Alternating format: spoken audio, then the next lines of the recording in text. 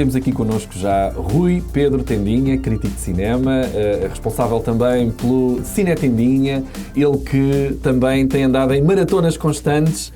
Vocês sabem quem ele é. Vocês sabem quem ele é. Exato, exato. Não só cinematográficas, pois não, tens andado aí a saltar. É verdade. O verão está quente. O verão está mesmo muito quente. E há bocado eu estava-vos a ver, no trânsito, é verdade. A ouvir, no trânsito eu só estava a ouvir, malta. Sim, e percebi que este tema é transversal, isto do Oppenheimer, é que está toda a gente a falar.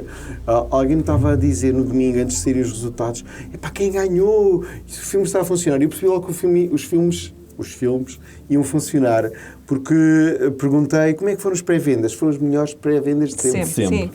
Ou seja, o pessoal alinhou-se. Sendo que aqui é engraçada a ideia do quem ganhou, porque eu acho que não era bem uma competição, eu vi mais uma colaboração entre os dois filmes, exatamente. E aliás, um dos filmes tinha o dobro das sessões do outro, porque, como vocês sabem, o Oppenheimer é 3 horas, ou seja, não dá para fazer... O mesmo número de sessões. E só para maiores de 18 anos. É 14. É maiores de 14 em Portugal. Eu estive no aniversário do Nuno Markle. Sim.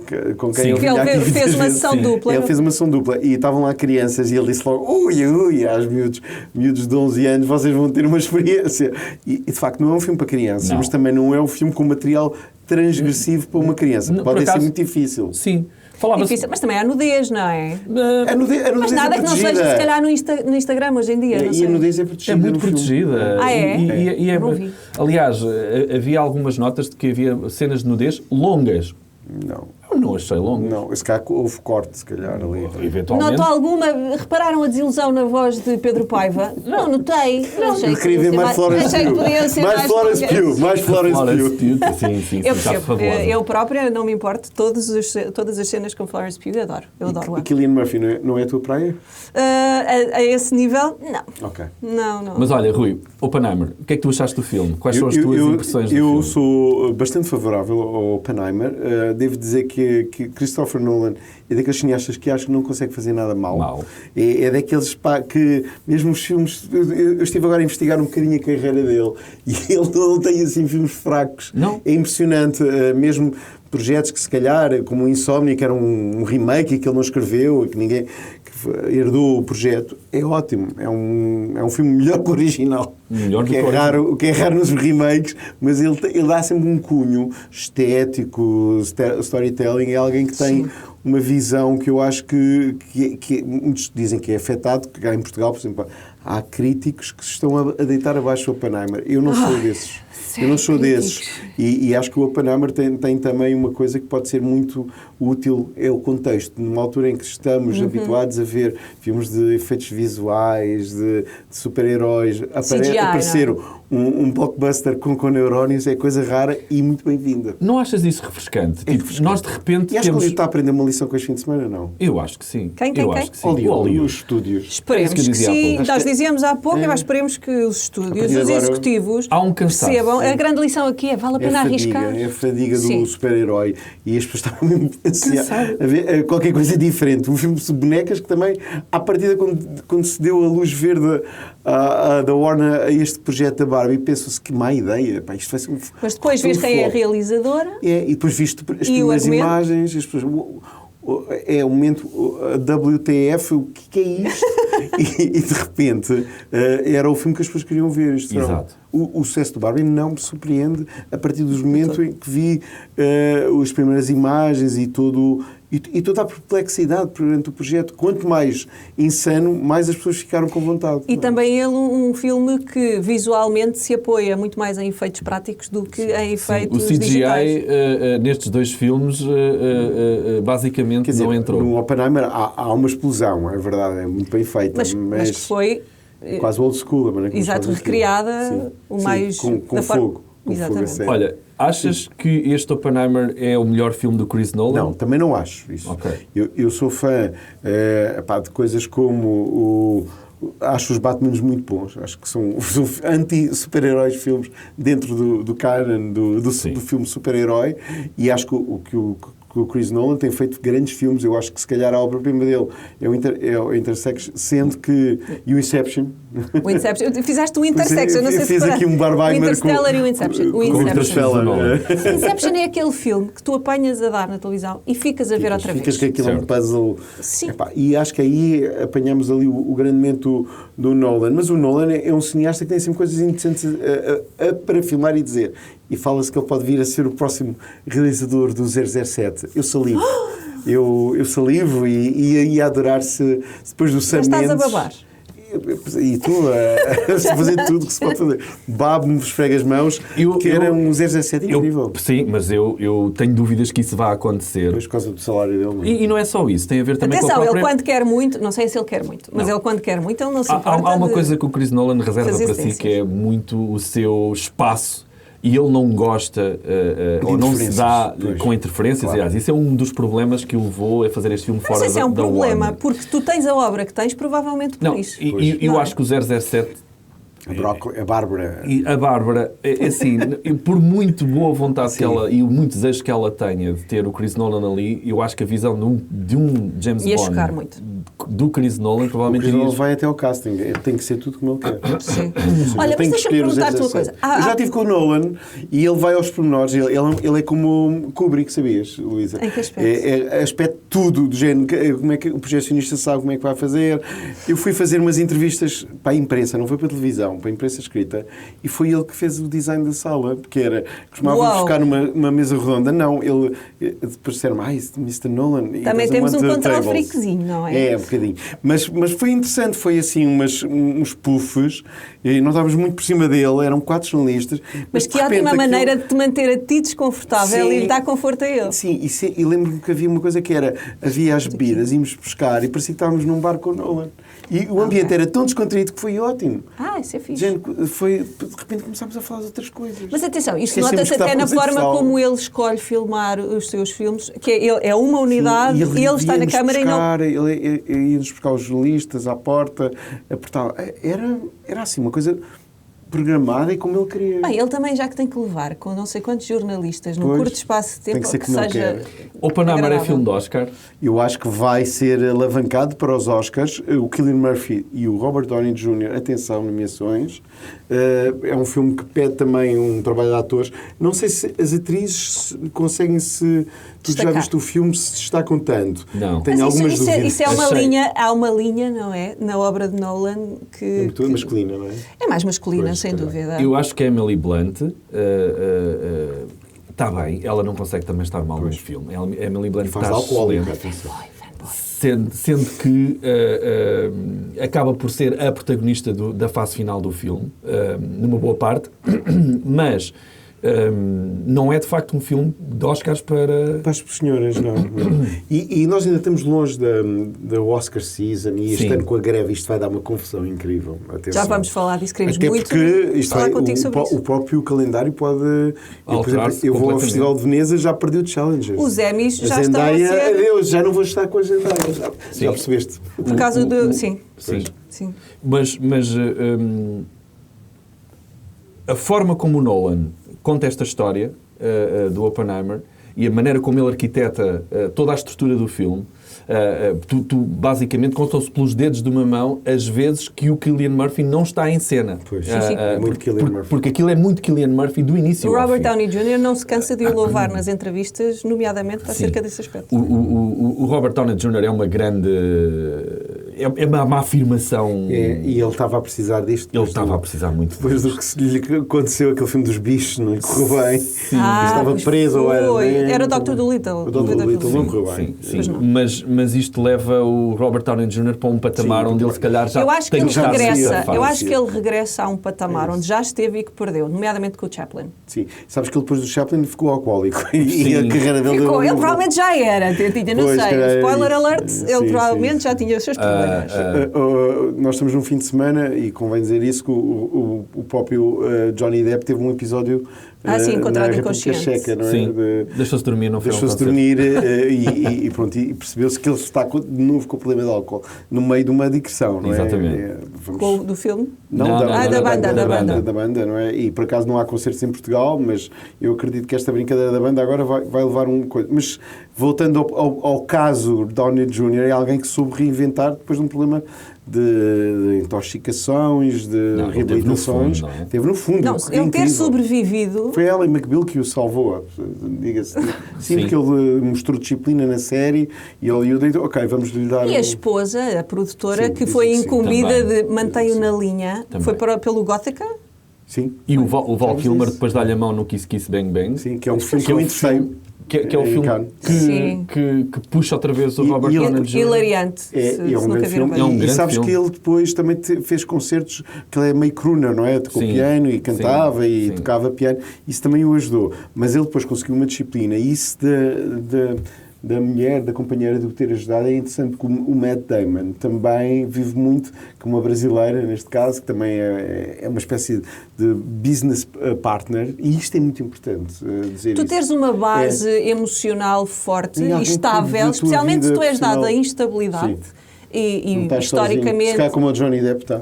Sim, mas quer Johnny Depp, quer Robert Downey Jr. têm histórias de infância complicadas e, portanto, isso tem repercussões depois mais tarde. Ajuda depois de terem esta vida familiar muito estável, que os ajuda a voltar à base. Bem. Agora também está casado com a herdeira dos New York Giants e isto depois ajuda também a teres uma companheira que te ponha na linha, não é? Eu por acaso falaste e ao contrário também, pessoas, se for uma atriz e ter um companheiro... Eu só não dou de barato que o Cillian Murphy provavelmente é de facto o grande favorito ao Oscar de melhor ator nesta season, porque há o Napoleão, não é? Eu sou da opinião que, atenção, que o Joaquin Phoenix não vai pôr as fichas todas aqui, porque ele de repente vai ter o próximo filme do Paul Thomas Anderson, tem o Joker já pronto. O Joker já está que está a marinar, porque há tantos filmes este ano, agora nem quer lançar o Joker este ano, está para o próximo verão. Pois. E o que se diz é que o que ele faz no Joker o próximo Joker é inacreditável. Estou muito porque a personagem tem um arco e o filme é meio musical. Olha, tu também és fã do Nolan, eu tenho de fazer esta pergunta, porque muitas vezes a crítica que é feita é que o Nolan é um realizador de truques. Tem truques. Ele tem um método. Claro. Não, sem dúvida. O que é que te apraz dizer a essas vozes? Há umas vozes dissonantes com o Nolan, que é muita música, que é muito o aparato, só que o problema é que... O truque desta vez é que o filme é muito complexo. Mas eu acho... A banda sonora é incrível. Mas acho que em determinadas cenas ela está lá intrusiva. Esse é o problema. Ela está lá demasiado intrusiva. A banda sonora? Eu concordo contigo. Não, porque é um bocadinho in your face. Retira-te da trama. O filme, se fizes bem, nunca tem silêncio, exceto naquela sequência. Exatamente, na sequência. Ser spoiler. E será que isso não acaba por... Há 2 momentos de silêncio que eu, entretanto, já vi. O cinema dele sempre foi assim. Será que isso não acrescenta a esses momentos de silêncio? Pois, eu acho que é para um build-up para termos silêncio naquela altura, porque de repente, no momento mais barulhento do filme, tu notas o silêncio. Ele não faz isso por acaso, atenção. Agora, o que eu sinto é que é um cineasta que tem uma fórmula e sempre explorou o lado atmosférico dele e os meios. Tu notas ali que o dinheiro fala na produção. Os filmes dele não são baratos. Não. Eu acho que mas este não foi muito caro. Pois, este é uma... Mas porque conseguiu baixar os cachês dos atores. Atores costumam receber 20 milhões, receberem 4. E o filme era para ser tão grande, foi que eu percebi, depois foi na montagem que eles perceberam que o filme ia ser 3 horas.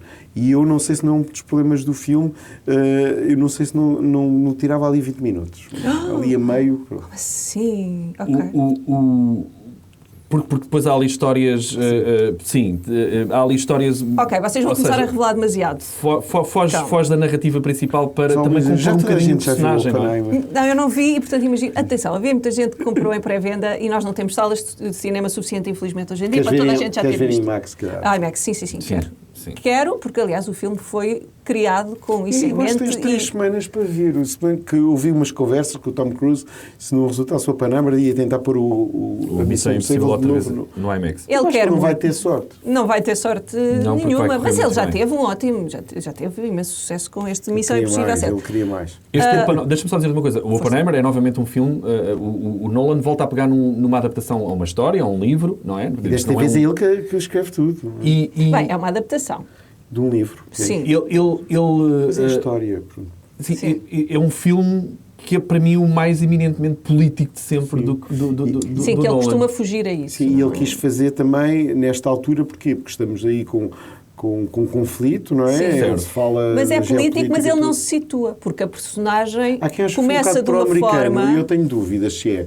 O filme? Sim, porque não creio. Tem lá a bandeira da América, em um certo momento. Aliás, a bandeira é errada, não é? Aparentemente. Sim, há imagens com as bandeiras erradas. Sim, porque 50 estrelas, sendo que as 50 estrelas só passaram a fazer parte da bandeira nos anos 50. Pois, aquilo é 47. Exatamente. Mas há ali um momento que ele diz I love this country, o próprio Oppenheimer, porque é que não te faz embora, e que ele foi maltratado pelos americanos, não é? Sim, o que tem sido dito é que, como o próprio posicionamento de Robert Oppenheimer é dúbio, ou ambíguo, digamos, que isso se reflete no posicionamento de Nolan neste filme. Concordo. É um filme muito complexo. Essa é a surpresa. Abrimos o filme, não é o biopic by the book. Exatamente. E ainda por cima tem uma coisa que eu adoro, e se calhar tu também quando viste o filme percebeste, que é esta relação com o tempo anda para trás, para a frente, não é linear. Não. E isso é um dos trunfos do filme, não é? Sim. E que é também uma imagem de marca. E obriga-te a estar sempre ligado ao filme. Obriga-te, mas por outro lado, é um obrigar que é um mérito da própria storytelling, tu ficas lá. Ou seja, aquilo tem tanta informação, ainda por cima passa-se numa sala mais pequena quase que esta, e à altura tu estás lá e não desligas. Imerso. Isso tu obriga-te, não é um esforço, tu é que és posto ali naquelas 3 horas e no corrupio da informação. Isto chama-se grande storytelling. Sim, eu acho que as pessoas que criticam Nolan com a questão dos truques esquecem-se que a ideia da arte não é para ser muito intelectual, é no sentido de nos fazer sentir algo. E os filmes de Nolan fazem-nos sentir algo. O único que me retirou um bocadinho foi o Tenet, porque às tantas estou tão imersa no tentar compreender o que está a passar que sou retirada do filme. Mas todos os outros filmes de Nolan fazem-me sentir algo. Há um filme que eu acho que agora é importante, estamos nesta fase do Nolan, que é o The Prestige. Eu adoro. Não é que é um filme que depois voltamos a ele e ainda o valorizamos mais. Muito mais. Vais descobrindo. Os filmes dele têm muito isso. Tu vês e voltas a ver e vais descobrindo novos pormenores e novas nuances e espera aí, era isto que ele queria dizer. Eu estava a fé de tudo e lembro que tem David Bowie o filme. É verdade, é de Tesla. Olha, pondo agora o Oppenheimer um bocadinho de parte e indo àquilo que marca a agenda do cinema, a Barbie. Quais foram as tuas impressões da Barbie? Eu estava à espera de gostar mais do filme, gosto. Eu percebi o que a Greta Gerwig quis fazer um bocadinho e não gostava de ter percebido tanto este truque dela de fazer um filme com um discurso ativista no meio do entretenimento. Já sabíamos. A Greta Gerwig, quando pegou naquilo, mas também achaste excessivamente feminista? O companheiro, eu acho muito bem o filme ser feminista. O grande problema do filme é que de vez em quando trata-nos a nós espectadores como espectadores que temos que ter a lição toda muito explicadinha. Há coisas no filme... Um bocadinho condescendente. E acho que ela explica demasiado algumas coisas. Quando se está a ver o filme, há ali personagens que, sobretudo, a estereotipização de algumas personagens é um bocadinho excessiva. In your face. Sim, e demasiado óbvia. Ela está a dar um recado e está a dizer, olha aqui o recado. É o que eu senti a da altura. E o filme depois, são 2 horas, achei um bocadinho longo. Eu também vi naquela altura que também logo a seguir estava a ver o Oppenheimer, e o Oppenheimer, as 3 horas não senti. Não pesam. Não pesam. Eu já ia dizer Barbie, mas não. No Barbie senti que a dada altura aquilo não flui tanto e cansa um bocadinho a mesma a mesma piada. Não a mesma piada, é o one joke movie dos homens serem muito burrinhos e de haver um arco das personagens e dela, sobretudo, perceber o seu lugar no mundo, fora da caixa, literalmente. Mas isto somos nós que estamos a pôr defeitos num produto completamente original e que é um achado da Warner. Se me dissessem há 2 anos vai haver um filme da Barbie, é que péssima ideia. Aliás, como já vimos, Small Soldier, filmes de bonecos, a bonecada não costuma. Eu, se calhar, fui uma dessas pessoas a achar na altura... Porquê, não é? Sim, oh meu Deus. E se calhar brincaste com Barbies, não? Eu aborreci-me com Barbies muito depressa. Mas tive a fase de são incríveis. Sabes o que é que era para mim? Para mim era, são incríveis. Via a publicidade. Uau, elas trocam de roupa 7 vezes e são não sei o quê. Podem ser tudo. E compras a boneca e a boneca é, troquei de roupa. Acabou. Pronto, foi a minha... Não ias para a tuxa, não? Não. Olha, a Mattel que tinha os Transformers, agora de repente rebenta-lhe literalmente esta querem bomba. Continuar e acham que querem continuar. Querem continuar. Isto depois vai perder a piada se continua. Quantas Gretas Garwins é que tu arranjas para pegar no teu boneco? Depois não vai dar para... Quer dizer, dará do ponto de vista do marketing, só que depois, de certeza que os filmes não vão ser tão bem feitos como este primeiro Barbie. Agora, e nem filão. Todos os bonecos têm a história e o peso que uma Barbie tem. Sim, e vem o Gran Turismo, peso cultural, que é o outro próximo grande filme do verão. E pelo que eu percebi, nós já percebemos isto do trailer, não é sobre o jogo, é uma derivação, não é? Sim. E acho que hoje em dia o Hollywood tem que fazer estes gestos que pensas que vais ter aquilo e não vais ter aquilo. Tentar apanhar de surpresa. Surpreender, sim. O Gran Turismo não é sobre o jogo, é sobre pessoas que jogam. Eu não quero estar também a ser spoiler, mas nem vi o filme ainda, vou ver para a semana. Mas estás a dizer que é visível no trailer, portanto não é spoiler. Eu acho que o que se percebe no trailer é a partir do conceito do filme que faz uma história original, que é o que está a fazer falta em Hollywood. Tem que ir ver esse trailer, ainda não tem. Aliás, mais uma vez, já 2. Voltamos a dizer que, eu volto a repetir, que é refrescante neste momento termos 2 filmes que marcam o box office do ano. Vocês diziam há bocadinho e superam os fasts que já vem no 10, não é? Exatamente. E que era aqui na Sendo que, deixa-me só dizer que acho que esperemos que este Barbenheimer seja uma lição para os estúdios e para executivos, mas também de o que é que... Para onde focar esforços e orçamentos. Mas, sim, Luísa, desculpa lá. De facto tens razão, porque se fossem no mesmo estúdio... Pois. Aqui o caso é que são de estúdios que são completamente... Sim, ainda por cima e até aqui uma irritaçãozinha. Uma vendetta contra o Nolan, porque o Nolan é o homem da Warner e o Nolan na faz vez assim que à estreia um filme sem ser da Warner, a Warner põe um filme em cima das 10 e de repente ele tem um dos melhores resultados. Tu estás comigo na minha teoria de conspiração... Que até estas datas coincidentes. Eu acho que isto foi tudo um achado divino para os 2 estúdios, o Warner e o Universal. Porque eles ajudaram-se, esta coisa do Barbie. Agora, isto, eu escrevi sobre isto também no Diário Notícias. Isto, de vez em quando, há casos felizes, porque isto ajudou imenso, esta coisa do Barbenheimer. Claro que há quem diga que, se calhar, se o Barbie estivesse estreado sem o Opie, apetece-me dizer Opie agora. Sim, fofo. Não, porque no filme há aquele trato próprio. Mas se calhar o filme, pelo menos o Barbie, poderia ter feito melhor. Mas para o filme do Nolan, ajudou esta coisa do Barbenheimer. Isso não tenho dúvida. Olha, dúvidas. Até porque, entendas, mesmo os trailers e tudo mais do Oppenheimer, de início era só um relógio e tu não tinhas quase informação e foi tudo muito subtil. Sim, mas tens que interpretar daí que esse relógio é tipo a contagem para o Doomsday, não é? Sim, tipo, claro. Sim, mas a 1947, simplicidade da promoção versus tudo o que foi a promoção da Barbie. E às tantas, a promoção da Barbie alimenta a promoção do Oppenheimer. No meio disto tudo, com estes 2 filmes, de repente... O Tom Cruise, que faz provavelmente um dos melhores filmes da sua carreira. Teve um bocado de azar. E o melhor filme da Missão Impossível, de sempre, é completamente esmagado para... É quase injusto. Acho que é extremamente ingrato, não é? Ingrato. Porque a Missão Impossível é um grande filme.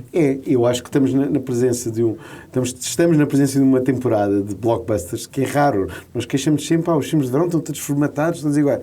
E de repente em 2 semanas tivemos aqui o premium, não é? Exatamente. isto são aquelas coisas, é uma boa altura para ir ao cinema. O Cillian Murphy dizia isso. Vamos todos voltar às salas em grande. E é o que está a acontecer, ainda bem. Até porque em breve pode ser que as salas fiquem um bocadinho mais vazias. Vamos falar sobre isso. A greve, como é que tu tens observado? Eu observo a greve e não te falava com uma pessoa que está lá no SAG, que é o nosso Joaquim de Almeida. Certo. Eu acho que isto pode dar aqui uma oportunidade de... Sim.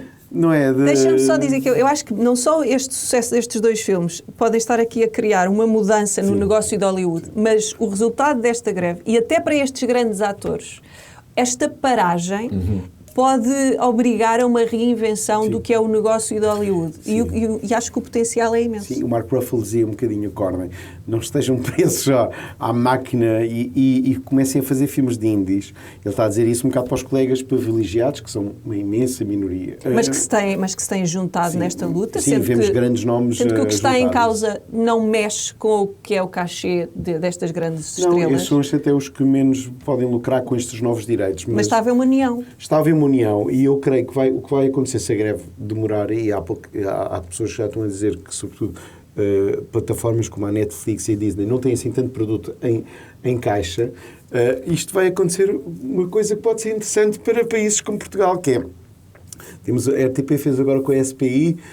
A SPI é uma das grandes produtoras portuguesas que também está a tentar ter um pé lá fora. O Codex, baseado no livro do Zé Rodrigues Santos. Esta série, se calhar, ainda vai ter que ser ali, pelo menos proposta às grandes plataformas, se tiver decente. Eu não sei, a escala de produção é inferior ao Rabo de Peixe. Mas depois o que pode acontecer é eles precisam de produto e se calhar vamos ter nas grandes plataformas séries portuguesas. Olha, uma notícia que eu posso dar é que as gravações da segunda temporada de House of Dragon não pararam.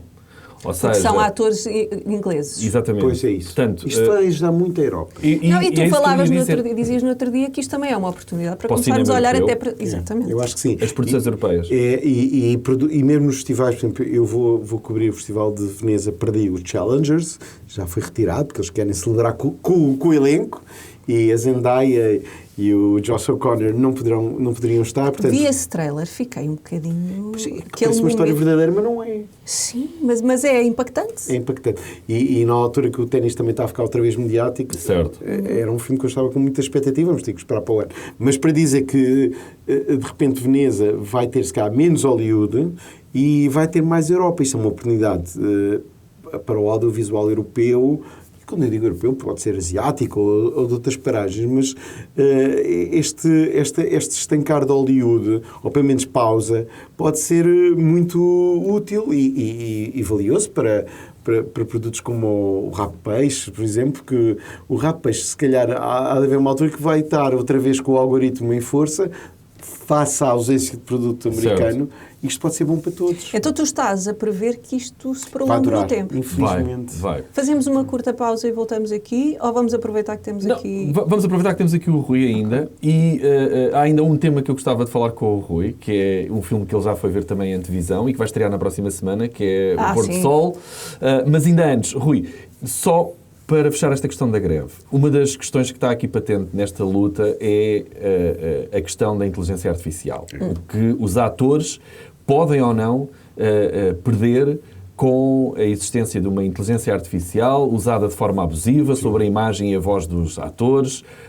É um tema que está a ganhar uma discussão no prime time nos Estados Unidos bastante forte. Portanto, há aqui uma coisa que está a correr contra os estúdios. Sobre o próprio trabalho dos argumentistas. Há uma questão que está a correr, de facto, contra os próprios estúdios, que é pegar na discussão da greve e tudo o que está a ser colocado em equação e na negociação e apontar o caminho, de facto, para esta questão da inteligência artificial e o abuso, a forma abusiva como os estúdios entendem que podem utilizar no futuro a mesma inteligência artificial, quer pela imagem, quer pela voz dos próprios atores.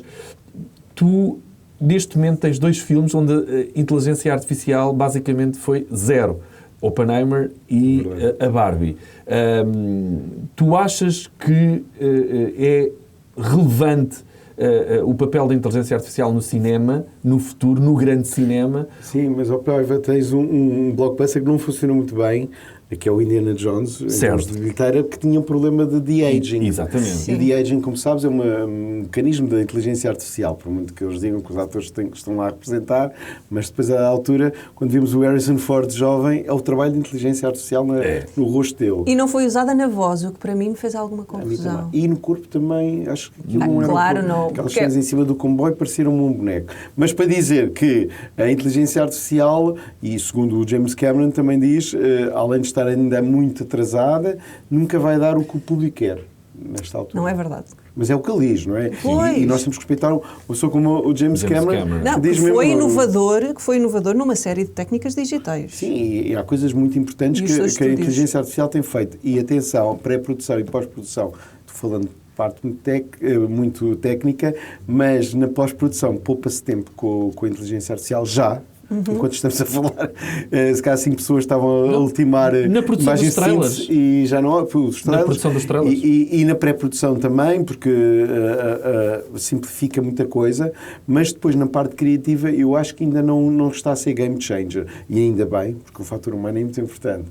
Agora, acho também muito bem que na greve e nas discussões, quer os argumentistas, quer os atores, essa questão seja acautelada, porque nós vimos o exemplo de James Earl Jones, que vendeu os direitos da voz do Darth Vader. Ele ganhou uma pipa de dinheiro. Agora, a pipa de dinheiro é suficiente? É isso para aquilo que vai sair no futuro? Aquilo depois pode ser ad eterno. Ele vendeu para aquilo que gravou, que deixou gravado. Não deixa de ser a voz do Darth Vader, que é uma coisa... E a partir do que ele gravou, a inteligência artificial pode dar... fazer desenhos animados. Pode tirar... longas metragens do Darth Vader pode tirar do trabalho de atores, e aí tem que ser acautelado, e os atores aí acho que estão muito bem unidos, e essa guerra, pelo menos dos atores, a dos artistas não sei, mas a dos atores vai demorar, porque isto pode ser um shifting de poderes. Quando paradigma, dizes, não é? Quando dizes que é um filme da Universal, não faço, mas eles, calhar, para não estar parados, vão fazer um filme da A24. Estou a dar um exemplo que é uma produtora um bocado mais pequena, mas isto pode ser muito mal para os estúdios, para os grandes... Mas é a única maneira de obrigar os estúdios aqui a abrirem-se um bocadinho à mudança, porque tornaram-se monstros. Claro. É que nós pensamos, e não há uma forma... que são injustas. Sim, e é essa muita questão, especialmente... O Marco Ruffalo dizia, estamos a formar bilionários que não mas às estão de gravatinha e a assinar a luz verdes para os filmes, mas e de repente não estão no processo criativo. O problema é que isto era tão bom, quando antigamente podíamos, culpar o Louis B. Mayer de decisões que tomava, mas hoje em dia são monstros empresariais. Eu lembro que a United Artists nasce de uma ideia do Chaplin e de outros artistas em formar o seu próprio estúdio. Portanto, isto são ciclos que se repetem. A United Artists foi na Golden Age que foi criada, é um estúdio para os atores, e o nome diz tudo, Artistas Unidos. Cá em Portugal é uma companhia teatral, mas United Artists foi super importante porque pôs o talento dos atores no jogo, no meio. É claro que agora com isto tudo está muito corporate, nós estamos numa altura muito corporate, é muito difícil. É impessoal, porque tu às tantas, os interesses dos acionistas destes grandes grupos, porque isto são empresas muitas vezes cotadas em bolsa, o interesse dos acionistas está-se a sobrepor àqueles que efetivamente constroem o produto, argumentistas e atores. E nesse enorme desequilíbrio de forças há depois um enorme desequilíbrio. Sabes que a maior parte dos filmes dá prejuízo, mas é content, é conteúdo, e é preciso, mesmo maus filmes são super importantes para a indústria se alavancar e então tornem-se mais eficientes na escolha de projetos. Desculpe, porque às tantas tu queres chegar a todos. Tens que ser mais criterioso. Isto é uma conversa que não se fica por Hollywood. Tu vais a um festival de cinema como Cannes, eu diria 90%, se calhar as pessoas estão a dizer, este gajo é um pessimista, mas é verdade, 90% dos filmes não são filmes que tu vais querer ver, ou pelo menos não vais ter a vontade de ir ao cinema, mas isto tem a ver com a indústria a poder-se trabalhar, e atores de terceira ordem a ter trabalho em filmes um bocadinho menores, mas é preciso. Agora, podemos todos melhorar, eles podem melhorar o seu conteúdo, não é? Isto é uma conversa mais ampla que acontece em várias áreas económicas. Estamos a falar... Numa fase onde temos um novo player. Estamos na margem sul, eu posso dizer isto. Estamos a falar de capitalismo. Nós estamos a falar numa fase que temos um novo player na área da ficção, que é as plataformas de streaming, não é? Que vêm abanar com isto tudo também. Eu acho que a greve também só está a acontecer com esta força toda por causa das plataformas. Foram empurrando o gap entre quem faz o trabalho e da forma como é remunerado. A maneira como os filmes passam de uma Disney Plus para a Netflix, aquilo roda como se fosse, eu estou a dizer como se fosse, não, é mesmo com esta coisa mesmo de graus de prioridades e de... Isso é tudo negociado ao pormenor. Só que essa negociação não está, como estava nas televisões, os royalties dos atores e dos revenues. Tem a ver com isso. Porque é que o Jerry Seinfeld ficou milionário por causa dos reruns. Claro. Vamos ser... E é isso que está em causa. Friends? Sim, o Friends e o Seinfeld são os filmes, são as séries que mais geraram lucro com os reruns e não é com o syndication e essas coisas todas. E eu acho que no cinema os atores estão-se a precaver perante este jogo de toma lá uma série ou um filme a rodar durante 5 anos. Exato. E eles, coitados, também querem ganhar o seu dinheiro. Claro, coitados, eu estou a dizer coitados. E muitas vezes eles podem estar de braços cruzados. Eu sei de atores em Hollywood, basta ter um sucesso. Mas é a sua imagem, é a sua interpretação. Ou seja, a imagem, a interpretação, o trabalho que fizeram ali é o que, em última análise, depois está a dar dinheiro aos estúdios e às produtoras que o fizeram também. Porque em Hollywood o ator ainda é uma das primazias. Por muito que tu digas, o filme do Nolan tem uma grande fotografia e uma grande música. É verdade, mas depois o trabalho do ator é o Cillian Murphy. Exato. E a Emily Blunt. Mas porque também quando corre mal, de repente quem fica associado ao mau projeto também é quem deu a cara. Tu pensas, aquele filme era horrível, lembras-te que tinha o Bruce Willis ou tinha o Tom Cruise. Há bocado falámos do Gótica, mas o Gótica não correu Halle bem. Berry, por exemplo. Exato, foi um desastre.